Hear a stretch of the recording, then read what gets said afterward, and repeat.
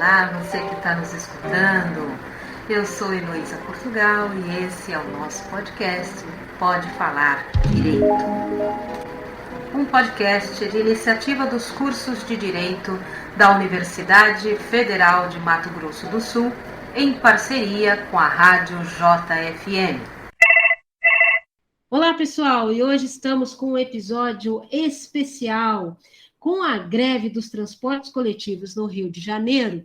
Muitas perguntas sobre faltas, atrasos dos trabalhadores estão chegando para nós. Por isso, o Pode Falar Direito traz para você a professora Larissa Mascaro Gomes da Silva de Castro, a nossa especialista em Direito do Trabalho, para falar com vocês algumas dúvidas que chegaram aqui para nós. Diga um oi para o pessoal, Larissa. Como é que você está? Olá, tudo bem comigo e com vocês? Como estão? Espero que todos estejam bem. Muito bem. Larissa, uma das perguntas que chegaram aqui para nós é sobre essa situação da greve dos transportes públicos, né? Se o trabalhador atrasa ou acaba faltando, o empregador pode descontar o dia, pode descontar o atraso. Como é que fica, professora? Bem, nesses casos, como a greve no serviço do transporte coletivo, né, do transporte público, é um fato notório, imagina-se que o empregador já saiba disso, né, que o patrão já tenha conhecimento dessa situação. Então, aí vale o bom senso, né, do empregador, do patrão, e não realizar o desconto relativo ao atraso ou até à falta do trabalhador. Mas, junto à CLT, nós temos um artigo, um dispositivo legal, que é o artigo 473. E nesse dispositivo legal, nesse artigo, é tratado sobre as faltas justificáveis, ou seja, são aquelas faltas que o trabalhador, estando ausente no trabalho, não pode haver o desconto. Lá tem um rol, né? Tem uma série de situações, como em caso de falecimento, de cônjuge, ascendente, descendente, irmão, né? Pessoa próxima. No caso de casamento, caso de nascimento de filho, e assim vai, né? Doação de sangue, etc. Contudo, não é prevista essa hipótese. O caso de greve, de paralisação de transporte coletivo, de transporte público. Então, por isso que eu volto lá, vale o bom senso do patrão, porque a lei não exige, a lei não considera esse tipo de falta como uma falta justificável, ou seja, uma falta cuja qual o patrão não possa descontar o atraso ou a ausência do trabalhador nesse dia. Então, fica-se sempre essa questão, né, da bom senso mesmo do patrão de flexibilizar esta justificativa. Inclusive, assim, quando existe... Interrompendo você um pouquinho, professora, me surgiu aqui uma questão, Larissa. Essa situação do 473 da CLT, essa relação de hipóteses, né, que tem, só existem essas? Pode ter alguma outra? Ou é o que está escrito no 473 para ter falta justificada? Então, de acordo com o bom entendimento, é o que está na lei, né, que é a obrigação do patrão. Porém, o patrão ele é vinculado tanto à lei, né, o que está escrito na lei, aqui no caso a CLT, quanto também o que está explícito na norma coletiva. O que é a norma coletiva? São os chamados acordos ou convenções coletivas que são feitas entre os sindicatos. Que sindicatos são esses, né? Sindicato do patrão de um lado, sindicato dos empregados de outro. Eles se reúnem e fazem um documento. Esse documento é a chamada Convenção Coletiva de Categoria. E nesse documento, os sindicatos podem prever situações como essas, né, de atrasos em caso de greve de transporte público ou faltas justificadas para estes casos, principalmente nas cidades, né, como capitais, metrópoles como São Paulo, cidades muito grandes como Rio de Janeiro, né, ou até mesmo como Campo Grande, que já é uma cidade de porte grande. onde, muitas vezes, a ausência, né, desse transporte público dificulta a ida do trabalhador ao serviço. Porém, temos uma questão aí que devemos olhar com cuidado. Nós temos os trabalhadores que usam desse transporte público para ir de forma já notória pelo patrão, que são aqueles que o patrão paga o auxílio transporte. Então, já tem lá o auxílio transporte, que desconta 6% do salário do empregado, e o patrão já sabe que essa pessoa ela vai pelo transporte público. Então, havendo greve, para ele já é notório que haverá um atraso ou até uma ausência dessas pessoas. Por isso que a gente volta lá no bom senso, caso não tenha previsão na norma coletiva, na convenção coletiva realizada pelos sindicatos, né? Mas nós temos também aquelas pessoas que não têm esse benefício do auxílio transporte, porque elas têm meios próprios de irem. Aí, para essas pessoas, aí fica mais complicado. O que seria talvez justificável seria um caso de um acidente, aí utilizando, porque elas vão com meios próprios, né? Com moto, com carro, com transporte próprio.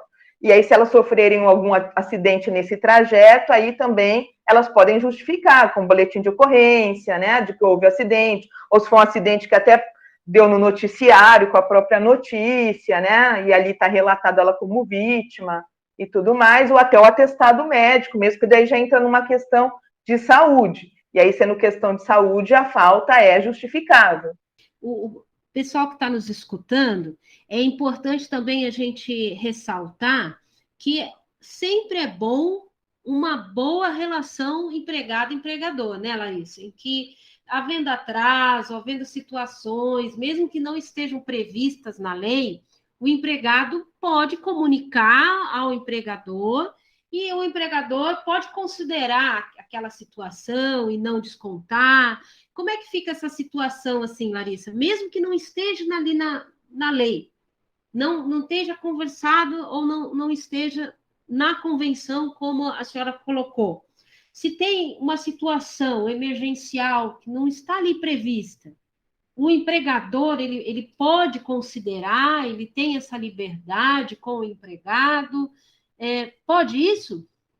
Sim, o diálogo é fundamental, né? O diálogo é fundamental entre empregado e empregador, no caso de grandes empresas, né?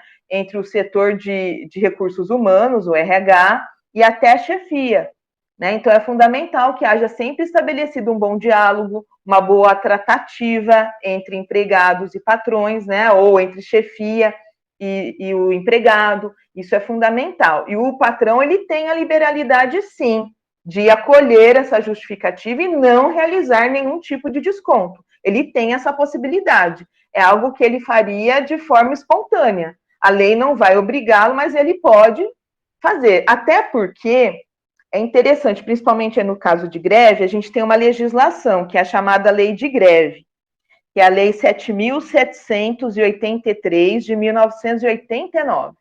E, nesses casos, desses serviços que são considerados atividades essenciais, a lei coloca lá no artigo 11 que tem que ter um contingente de trabalhadores que permaneçam em atividade, justamente para evitar esse tipo de prejuízo, né, do transporte.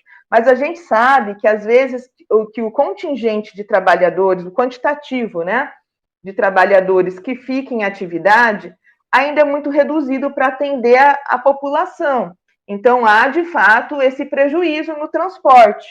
Então, logicamente, voltamos lá. Esse diálogo, como você perguntou, Heloísa, né, é fundamental entre patrão e empregado e também, né, é fundamental que haja uma proximidade entre eles, sempre com a manutenção desse diálogo. A proximidade que eu digo é nesse sentido, né? De um diálogo pré-estabelecido, de um tratamento respeitoso entre ambos, né? Da empresa para com seu funcionário, né? A consideração de que esse funcionário, em outros momentos, sempre foi pontual, ali trata-se de uma exceção, porque também na lei, quando é um empregado que falta muitas vezes de forma recorrente e injustificada, pode acontecer dele ter uma redução ou até vir a perder direito de férias, como também, se ele ficar sem comparecer ao trabalho mais que 30 dias, configurar o abandono de emprego.